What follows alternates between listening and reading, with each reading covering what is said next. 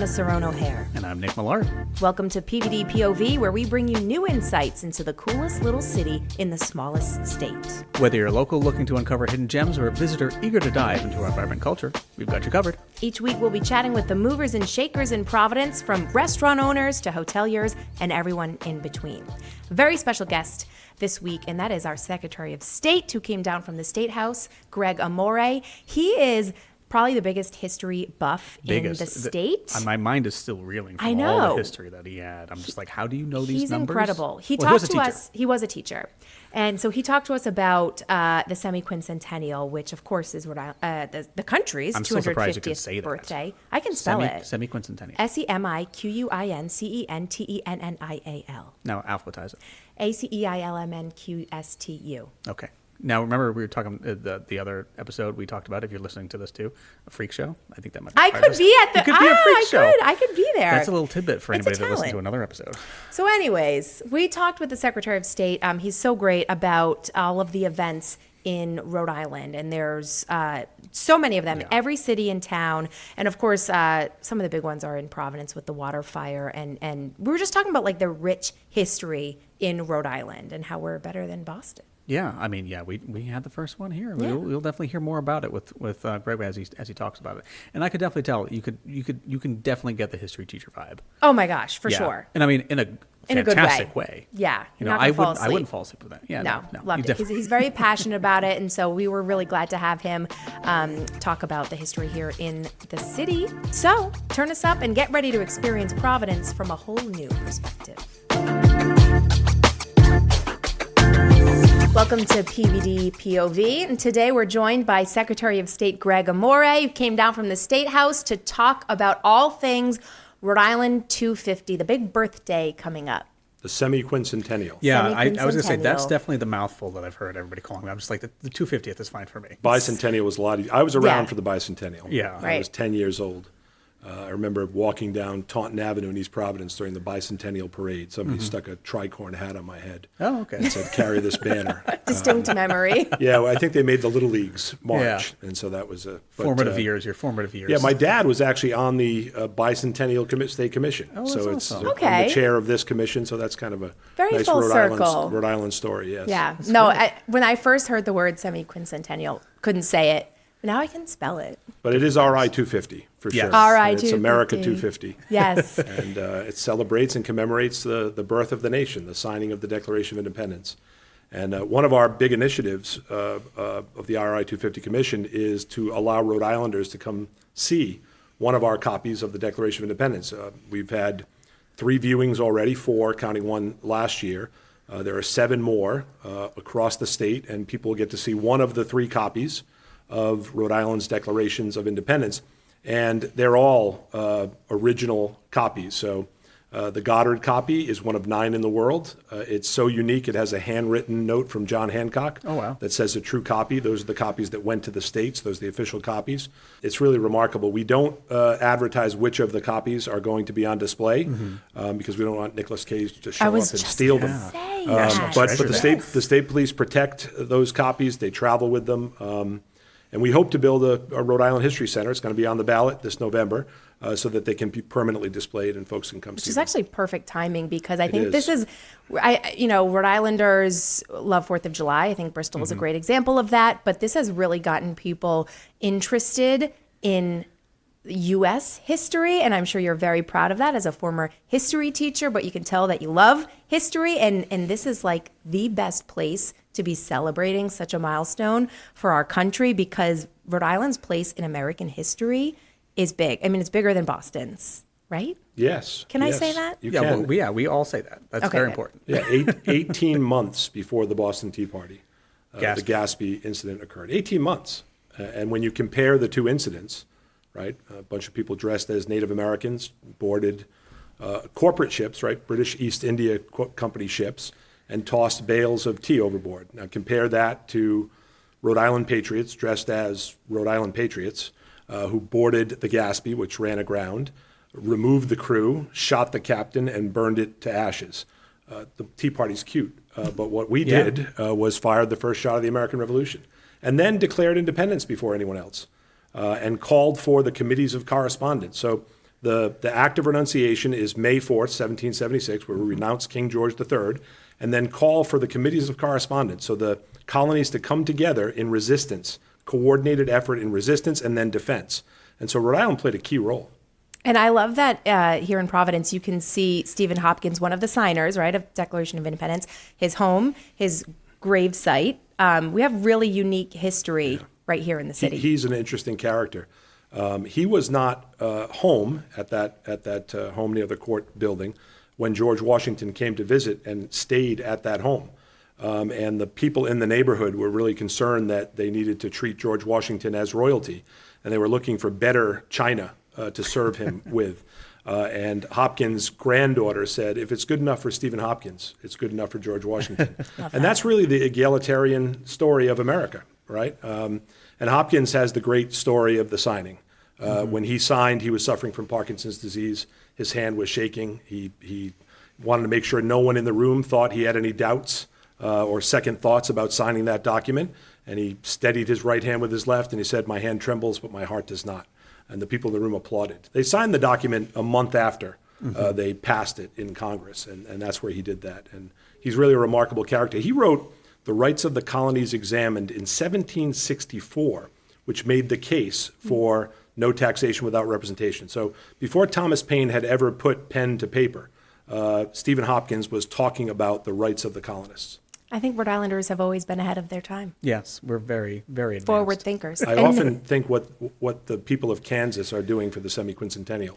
Exactly. Right? Yeah. We have such rich history here. Yes, they had to really find something to talk about. Last week I was at the Stephen Only House in North Providence for a Liberty Tree planting. We've planted Liberty trees in 32 of the 39 cities and towns. We'll plant them everywhere and at the Veterans Cemetery and at the State House, commemorating the semi-quincentennial and what the Liberty Tree means. But we're planting them at places like the Stephen Only House, who was a Revolutionary War hero. If the Purple Heart had existed when Stephen Only fought, he would have received 3 Purple Hearts. He was there at the Battle of Yorktown. He led the charge at Redoubt Number 10 under the command of Alexander Hamilton. I mean, we have such rich history. We should be able to share it with Rhode Islanders during the semi-quincentennial. And I want to talk later about your kind of pitch to visitors who want to travel to an American city for that rich history and rich American history. But before we do that, let's talk about Rhode Island 250 and the lineup of events, because I know you've been working on this for 3+ years and it's finally happening. What has it been like, and how have the events been laid out? What are you most looking forward to? So I would prompt people to go to rhodeisland250.org, and they will see a full calendar of events across the state. And every city and town has a 250 commission. And the 250 commissions received grants from the RI 250 Commission, and they're establishing programming and have established programming across their communities. But then we've also provided grants to supportive organizations who tell the story of Rhode Island within those communities or parts of the state. So there's so much programming on ri250.org. I don't want to slight any one particular program, but there's a lot. And it actually has been going on since before I was Secretary of State. I inherited the role of chairperson, but Secretary Gregg started the 250 Commission, and the planning has gone on now for 5 years. And we're in the midst of it now. But there have been great events already. You probably remember that Ken Burns visited us. Yes. We hosted Ken Burns for 2 days prior to the release of The American Revolution on PBS. And he worked with the 250 Commission, Rhode Island College, RIPBS, which is now Ocean State Media. And we did professional development with teachers. We had him speak to students. He gave an incredible talk at Rhode Island College. That was a great kickoff for RI 250 to have the great documentarian here talking about how Rhode Island played such a significant role. So there are so many events. I mean, there's the traditional ones, right? Fireworks, Yep. Bands, parades, but there are these unique events all over the state that I think people should get onto our website and really dig in. If you had to pick a couple must-sees, are there any of the week or month, really, Ones that people you're should... going to be at, too? I'm at a lot of them. I think I've been at 30 of the Liberty Tree plantings. Oh, I wow. bet, So yes. the signature event is right here in Providence, and that is the Providence WaterFire semi-quincentennial 250 WaterFire. and it's going to be a full lighting. There'll be 250 flags draped across the river. There will be the Rhode Island Philharmonic performing at 6. There'll be a Rhode Island Air National Guard flyover. There'll be poetry and patriotic readings and music. Just a wonderful event. The usual WaterFire ancillary programming. It's going to be fantastic. But I guess the event that most touched me, which has already occurred, was the Rhode Island 250 honor flight, where we took 30 veterans, 30 plus veterans, mostly from the Vietnam War, but also from World War II and the Korean War. We took them to their service monuments in D.C., all expenses paid. They were treated like the heroes that they are. When we arrived in D.C. at Reagan National, the entire airport stood in applause for these Rhode Island veterans. They were guided by a bagpiper. They were just treated so well during the entirety, and they opened up about their service, about their love for their country. Some opened up about their disappointment in their country. It was something I'll never forget, and it finished with a VFW dinner in Virginia. And these guys, many of them said outside of the birth of their children and their weddings, this was the best day of their life. And we were so happy to provide that for them. It's great that you could be a part of that too. That just seems very meaningful for you. We laid a RI 250 wreath at the Tomb of the Unknown Soldier, the World War II veteran who I accompanied to do that.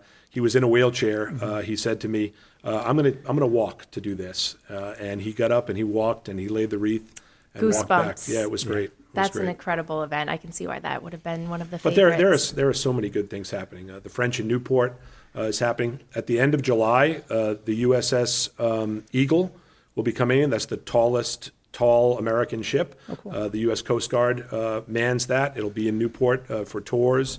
The crew will be there to support community service projects. There's a lot of neat things. That's incredible. But I look forward to the WaterFire. I think it's going to be. That's such a moving event, anyways, right? And then add the flyover and all of the other things. I think that's just going to be extra special. Yeah, and the Philharmonic is great always, but they're going to do a patriotic set. They're going to do a practice set that people will be able to watch earlier in the afternoon.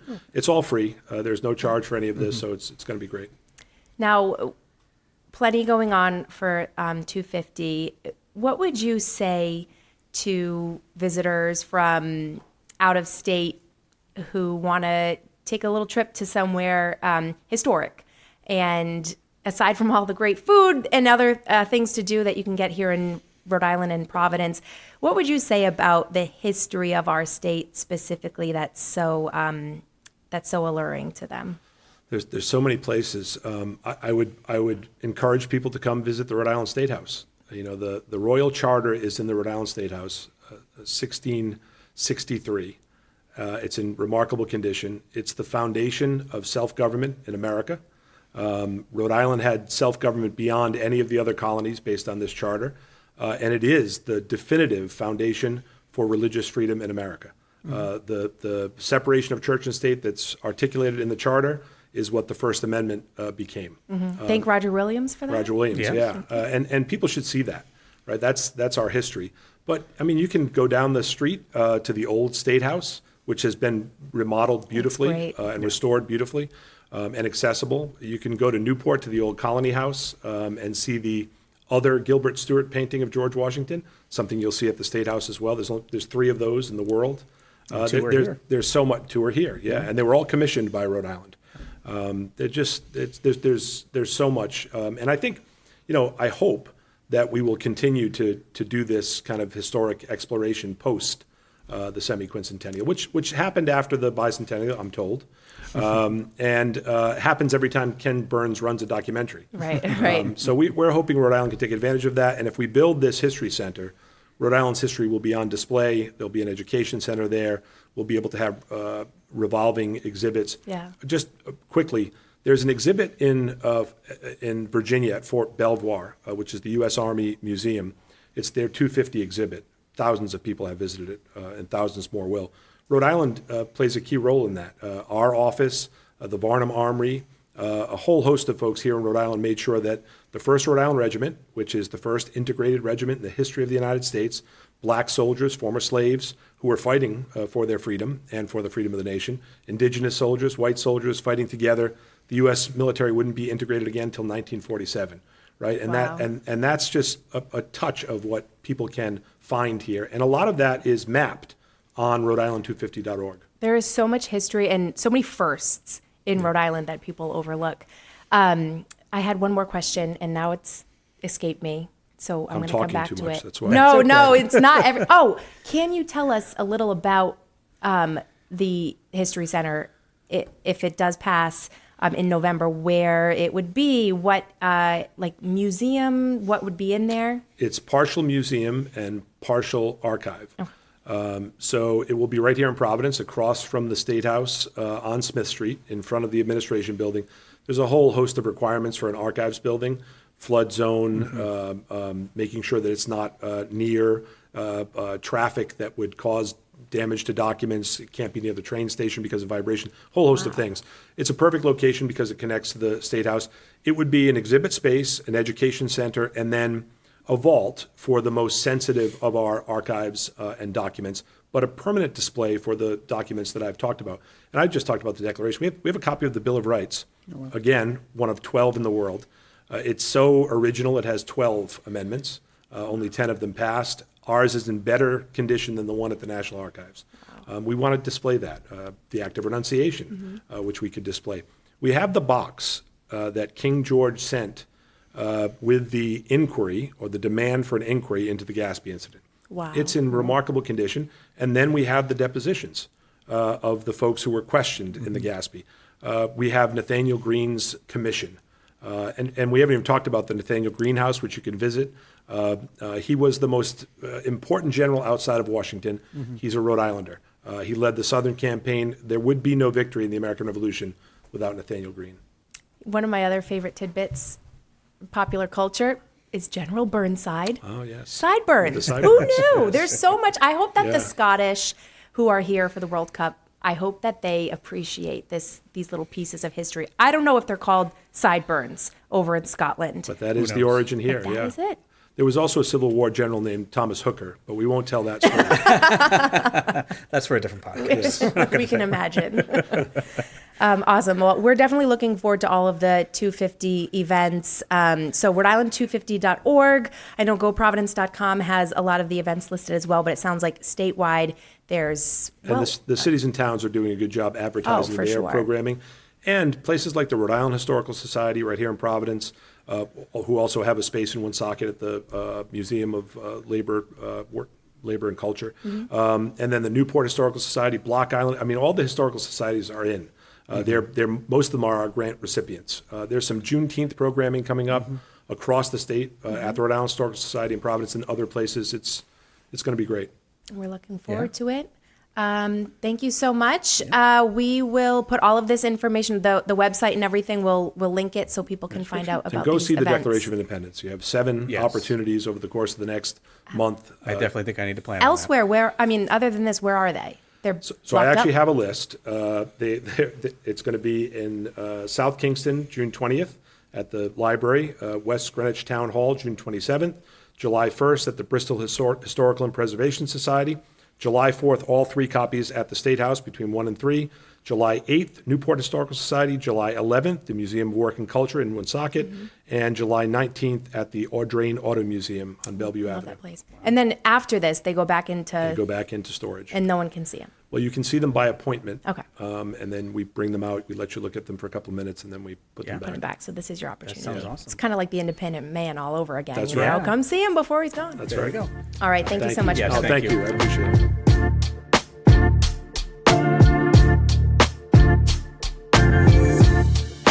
PVD POV is a podcast hosted by the Providence Warwick Convention and Visitors Bureau in collaboration with the College of Hospitality Management and Center of Media Production at Johnson & Wales University.